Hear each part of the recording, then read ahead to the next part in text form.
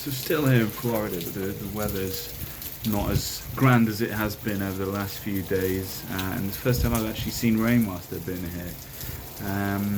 An interesting one today. We walked around the supermarkets just to see, well, to buy food, but then to see just what the prices have been like, because the pound, the dollar, let's say, has been particularly strong as investors flood towards the global reserve currency, and then also inflation has been at historically high rates over the last year or so, and some things like a bag of chips or a bag of crisps, if you're from the UK, was costing us upwards of $5, which, if you're a UK resident, would be quite a frightening amount of money.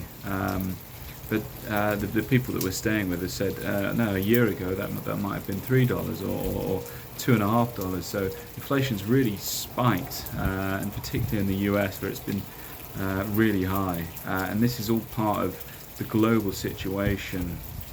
We've had reduced supply chains across the world, prices have been pushed up, and the Fed are trying to fight it. They're raising interest rates every quarter to try and bring the economy back into a stable state. And so this is all leading us to what could be a tight and tough and challenging 2023. But I think it's a real good test for cryptocurrency, and Bitcoin in particular. Bitcoin, which was originally designed as to be a currency and a potential hedge against inflation, and to one day actually compete with the dollar as the global reserve currency. And it's been holding up. We're at 19K right now. We've been fluctuating between 19 and 20K over the last 3 weeks or so.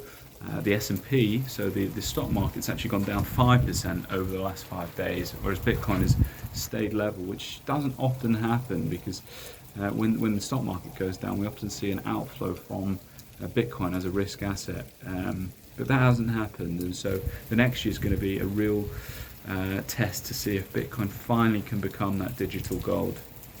We all know that it's going to be an exceptional investment.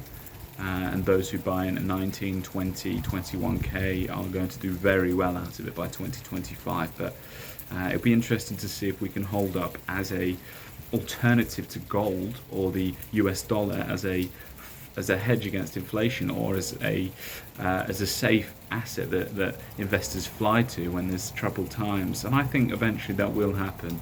There's just so much excitement about the future of Bitcoin and crypto.